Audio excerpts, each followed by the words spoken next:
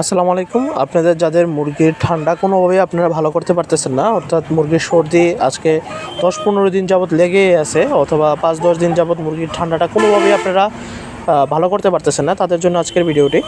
আপনারা দেখবেন মুরগির ওষুধ খাওয়াচ্ছেন, কিন্তু মুরগি আসলে নর্মালি খাওয়া দাওয়া করতেছে, কিন্তু মুরগির ঠান্ডা কোনোভাবেই ভালো হবে না।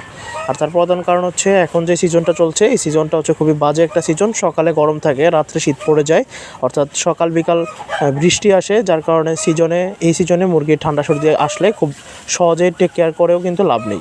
এক্ষেত্রে যে কাজটা করবেন, কিছু আপনাকে বাসায় কাজ করতে হবে, সেটি হচ্ছে আপনাকে বাসায় একটি লাইট ব্যবহার করতে হবে। তাপটা ঠিক রাখার জন্য একটি লাইট ব্যবহার করবেন, লাল লাইট ব্যবহার করবেন। লাল লাইটের নিচে মুরগিগুলোকে রাখবেন। আর যেহেতু আপনারা অনেকেই ওষুধ ব্যবহার করেন, ওষুধ ব্যবহার করে কোনো কাজ হচ্ছে না, তাদের জন্য হচ্ছে কিছু প্রাকৃতিক নির্যাস দিয়ে আপনারা যে কাজটি করবেন, একটি হচ্ছে তুলসী পাতা এবং হচ্ছে আদা রসুন বেটে তিনটা একসাথে করে মুরগিকে ডিরেক্ট ড্রপ দিয়ে রসগুলো খাওয়াই দিবেন। আর এটা হচ্ছে যদি আপনি প্রত্যেক 2 ঘন্টা পর পর খাওয়াতে পারেন, ইনশাল্লাহ 3 দিনের মধ্যে আপনার মুরগিটি রিকভারি হয়ে যাবে। আর যারা ওষুধ ব্যবহার করতে চান, তাদের জন্য ওষুধের পরামর্শ হচ্ছে সিপ্রোভেট এবং ডক্সিপেট, এই 2টা ওষুধ একসাথে করে মুরগির বাচ্চাকে খাওয়াবেন। এবং তার সাথে প্যারাসিটামল জাতীয় যে কোনো ধরনের ওষুধ, আপনি প্যারাসিটামল দিতে পারেন, না পাই দিতে পারেন, যে কোনো ওষুধ দিতে পারেন।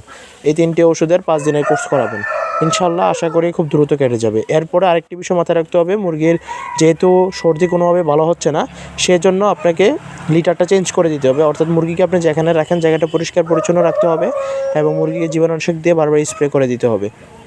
আর মুরগির যেই লিটারটা রাখবেন, লিটারটা প্রত্যেক সপ্তাহে 2 বার করে চেঞ্জ করে দিবেন। ধন্যবাদ।